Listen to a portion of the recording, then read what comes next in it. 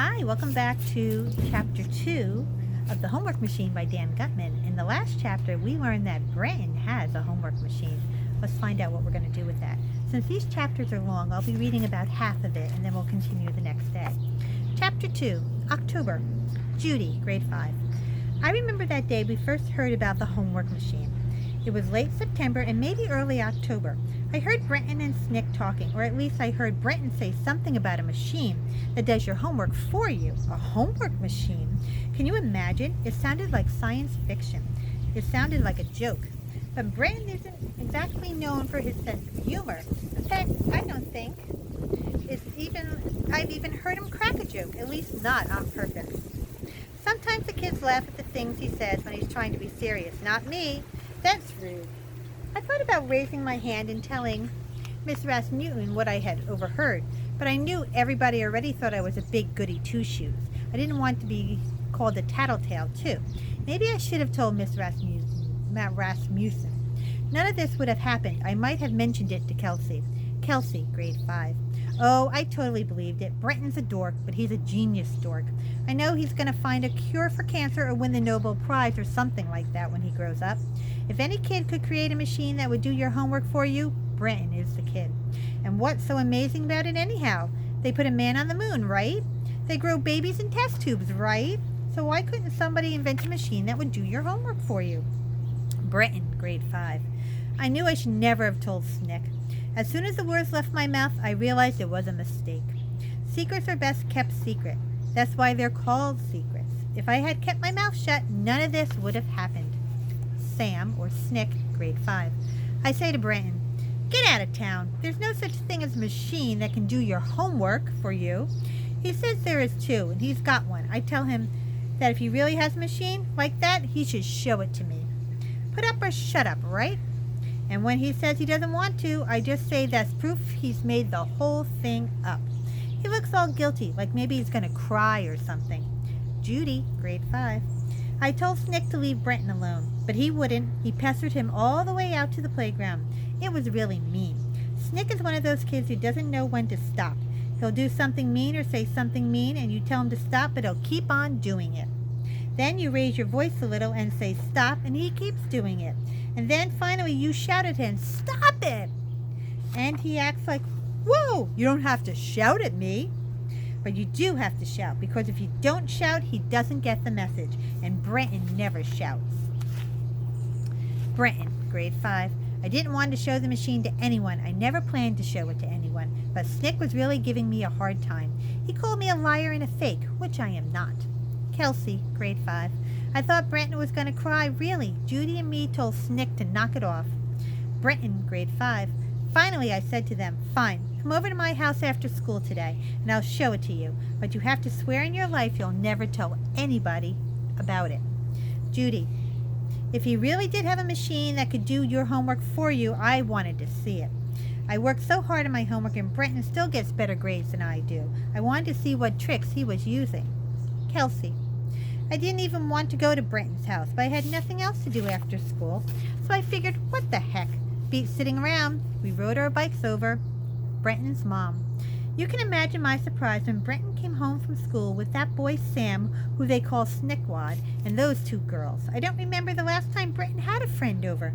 Maybe when he was a toddler and the kids had what we used to call play dates, and he never had a girl over.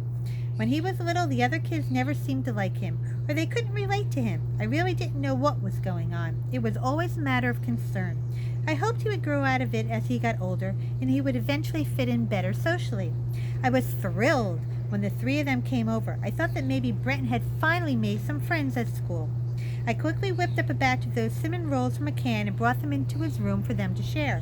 Just trying to be hospitable, you know? I wanted to hang around and get to know them a little, but they acted like they wanted me out of the room. So I went back downstairs. After all that happened later, I wish I had stayed. Judy, grade 5. I always wondered what Brenton's house would look like, what his mom would be like. Well, it was lovely, and so was she. She even made us these delicious cinnamon rolls. Sam, Brenton's room is weird. Most guys put up posters on their walls with pictures of their favorite athletes or rock bands or dirt bikes or stuff like that. Brenton had a picture of some old dude from ancient history. I say, who's that? And he says, it's Leonardo da Vinci. And I say, isn't he the dude who was in that Titanic movie? And he says, no, he's the dude who painted the Mona Lisa. And I say, the Mona Lisa what? And he says, oh, forget about it. Have another cinnamon roll. So I did. He has some bumper sticker on the back of his door that says, war is not the answer, or something like that. That got me. You know, my dad was in the military, and those people who don't support the military get me really angry. I told him he was a hippie and a commie and stuff like that. Joking around, but not really. Brenton. I explained to Sam it is possible to support the military and at the same time be against the war. To me, the best support you can give to the military is to keep them out of wars unless it's our nation's vital interest. He didn't understand. I did impress him. These issues tend to make people very emotional and best avoided. Judy. Brenton closed the door as soon as his mom left. He locked it, too. I was looking around the room for a machine, but Brenton just sat down in front of a computer on his desk. It was nice, but didn't look anything special. I mean, just about everyone has a computer. There was a scanner and a printer attached to it, but that was about it. Brenton said his dad works for a computer company, so he gets all kinds of stuff for free. Kelsey. Brenton said, so you want to see how the homework machine works? We all said yeah. He took a piece of blank paper, wrote this on it. 2 plus 2 equals. Then he put the paper into the scanner, face down. He sat at the keyboard and typed some stuff into it. A few seconds later, the printer started making noise and a piece of paper popped out of it. The paper said on it, 2 plus 2 equals 4. Sam, I say, that's it? That's the famous homework machine you told us about? Big deal. I just laughed my head off. Any kid in first grade can tell you that 2 plus 2 equals 4. I got a cheap calculator that could do a lot more than that. The whole thing looked bogus to me. What a joke. I couldn't believe he called that piece of junk a homework machine. Brenton's mom. I sat downstairs the whole time wondering what they were doing up there.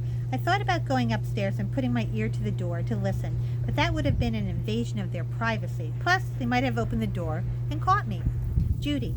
I felt sorry for Brenton. I figured he made up the story about the homework machine so he could make some friends. He probably just wanted us to come over his house. It was kind of sad, really.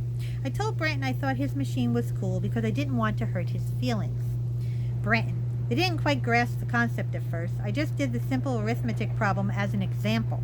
If the machine could add 2 plus 2, it could add any numbers. More than that, it could seek out any information on any subject. They lacked vision. They could only see the paper in front of them. Sam. So Brenton grabs his backpack and pulls out the homework assignment for that night. It was all this stuff about the solar system. So this was their homework where they had to fill in the blanks. Miss Rasmussen, 5th grade teacher. I don't believe in tests for 5th graders. At this age, I would rather the kids not feel so much pressure. Their daily homework assignments and special projects are more important and more educational. I usually give assignments in which the students have to answer multiple choice questions or provide a short answer. They're easier to grade. Kelsey. Brenton slipped the sheet into the scanner and sat down at the computer again. We were all making faces behind his back and rolling our eyes and trying not to laugh. He typed in a bunch of stuff just like before. Judy. Nothing happened for a long time, like over a minute.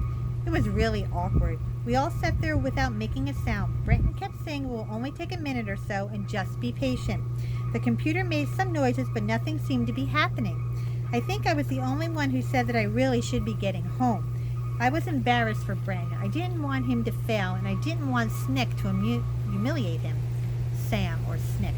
I was sitting there the whole time thinking how much fun it's going to be to tell everyone at school about Brenton's totally lame homework machine. But then the printer starts making that humming sound. Kelsey. The printer made some noise and Brenton sat back in his chair. Judy. The paper slid out of the printer. I was sitting on that side, so I picked it out. And look what came out. The same paper, only now there are answers in it. After the longest time, we all just looked at it. I didn't know what to say. Nobody knew what to say. Sam. The thing worked. The thing freaking worked. Every question was answered. The answers were all right, it seemed to me. Not only that, but the answers were written in Brenton's handwriting. And the letters were even in blue ink. I mean, it was perfect. You never know if a machine did it. I couldn't believe my own eyes. Judy, we were all stunned. It was just amazing. It would have taken me a half an hour to look up all that information. Brenton just slipped the paper into the scanner and the answer popped out a minute later. If I hadn't seen it with my own eyes, I would never have believed it. Kelsey, I figured it was a trick. It had to be. Like there had to be a little man inside that computer who did the work. But there wasn't. It was an honest-to-goodness homework machine. Okay, that's the first part of the chapter. We'll pick up next time and see what happens or what Brenton has to say about his machine. Have a good day.